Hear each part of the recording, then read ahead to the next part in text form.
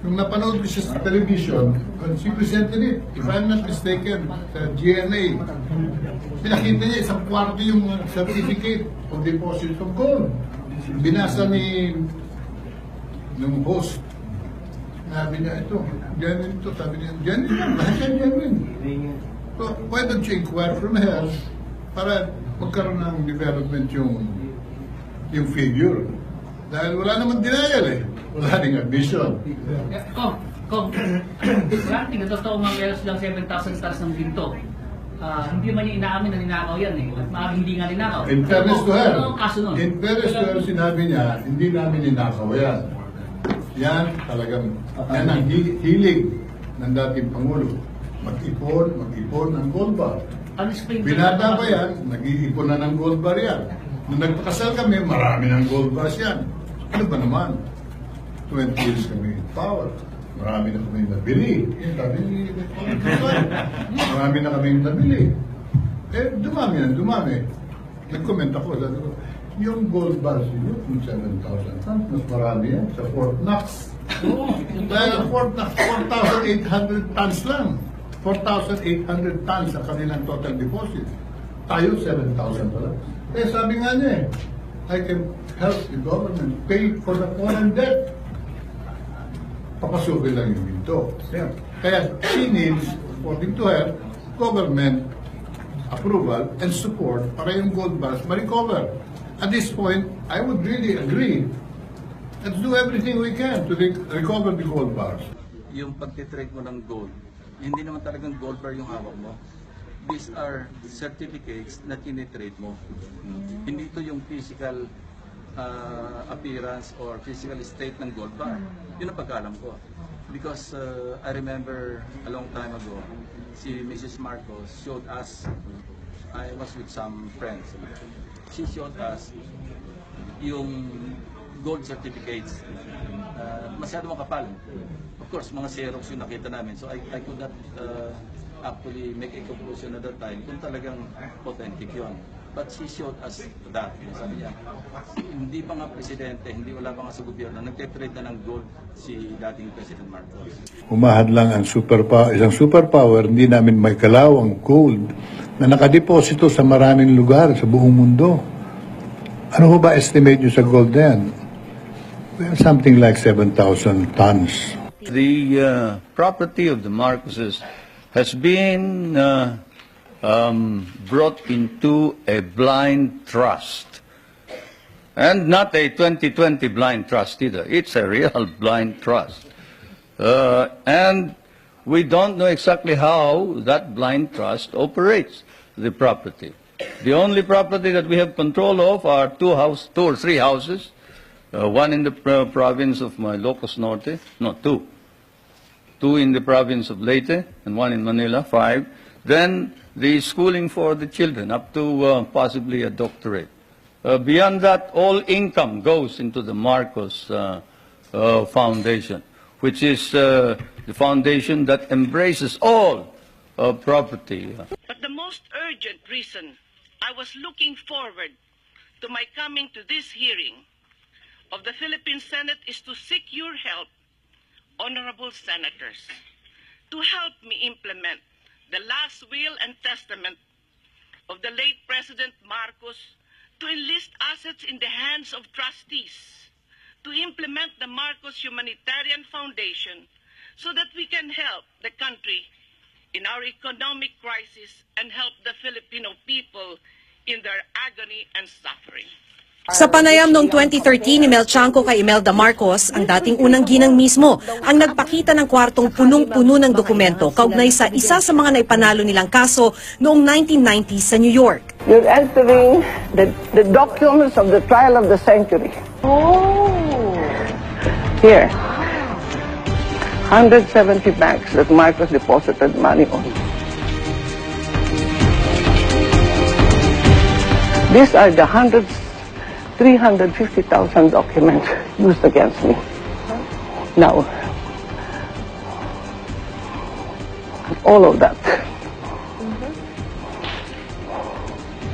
all the mines, all the banks of the world, 170 banks of the world, Now I have the bill of lading.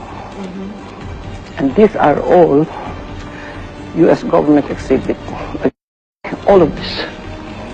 Just to show you the bill of lading. How much is $240 million. Oh my goodness. Is it million? Billion? billion? Billion? 240 billion? Only one shipment. And these are plenty of shipments. And then 5 sketches. Those shipments, we started them, all of this. Meralco. 2,900 hectares, that greenfields, Alabang, that's all ours. I was going to build a satellite city for the poor. So, no, we are not the thieves. These are the people. Mrs. Marcos, if we go by all of these, you are rich beyond compare. No, this will save the world. The world. The world. This is the reason why I want to survive. And it's not for me anymore. So, Mrs. Marcos, are you saying you're open to giving some or an amount of this one to the country, to the Filipinos? Not only the Philippines, but the world. So, what are you waiting for before you can attain your intention? With this now, we are tied our hands with the whole press saying we are magnanakaw. We are the magnanakaw. Kami ang ninanakawan. We are the one who took it. Marcos suffered so much for this.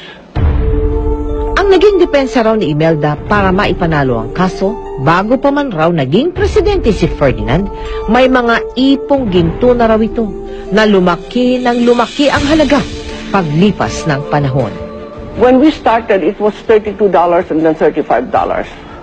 An ounce of gold. She's talking of gold. Now, it's 1,300, 400, 500, 600, 800, naging iba-iba eh. Iba-iba. Ounce yan. How many kilos? And we are sitting on gold. Did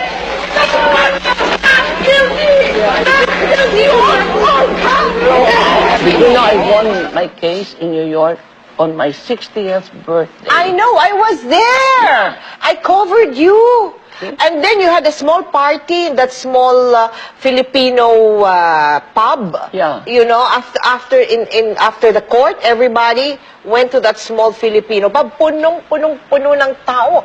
Hindi ka makahinga. Kasi chest to chest na ang dami ng tao dun sa...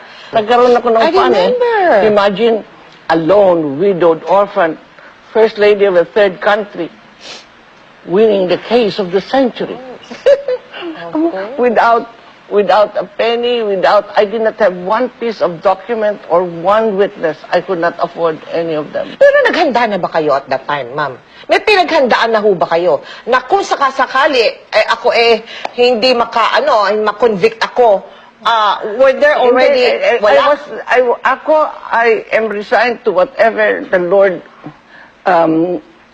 has planned for me. Anyway, I have always followed whatever they say about the good, the true, and the beautiful, and that is God being that is God made real.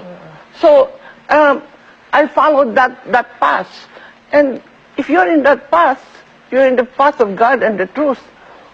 Nobody can touch you. Can you imagine? I have now 986 cases, and all of them I won. And this case are not filed by individuals. They are filed by government, superpowers.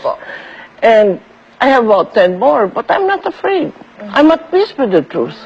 O simpleng arithmetic.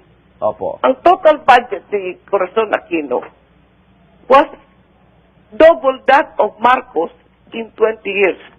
Yung 20 years ni Marcos sa pagka-presidente, tingnan ninyo sa yearbook ng ating National Statistic Office.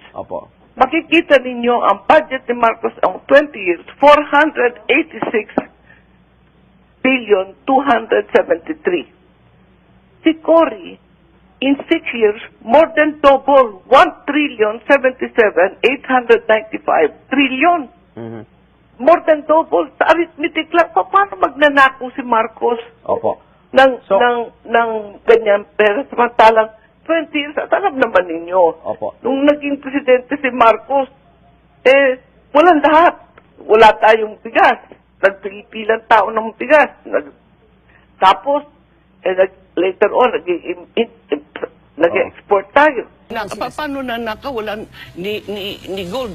Walang gold ang central bank noon. Paano magnanakaw sa walang pagnanakawan?